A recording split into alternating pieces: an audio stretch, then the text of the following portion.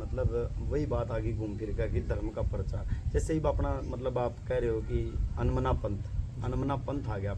अनमना पंथ के ऐसी क्या खास विशेषताएं हैं जो मतलब इसको सबसे अलग बनाती हैं? अनमना पंथ की सबसे बड़ी विशेषता इसके नाम में ही छुपी है। अनमना का जो शाब्दिक अर्थ है, अनमना का अर्थ है वैराग्य। वैराग्य किस चीज के प्रति, किसके प्रति, किस तत्व के प्रति वैराग्य है? उस परम शक्ति, उस परमात्मा के प्रति। और जब वैराग्य आदमी के अंदर जागता है तो तब ही वो परम शक्ति को, परम अस्तित्व को ही प्राप्त हो पाता है। और दूसरी बात जो आपने कही, अनमना पंथ की क्या विशेषता है?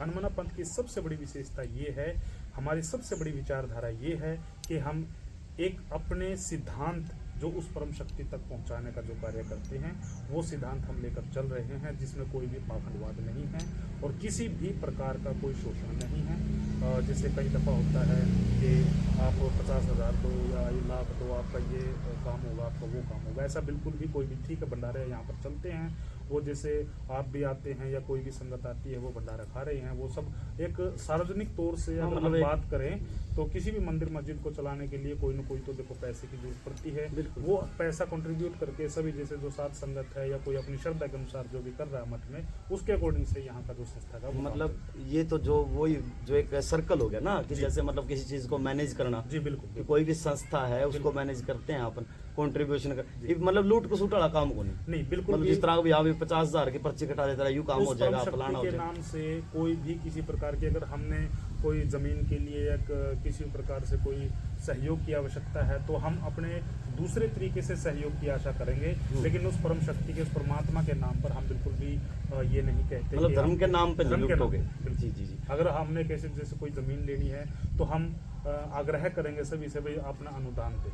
और हमारे मतलब व्यूवर्स के लिए, हमारे दर्शकों के लिए या और भी जितने जनता इस वीडियो को देखे उनके लिए कोई संदेश देना चाहोगे? जी बिल्कुल।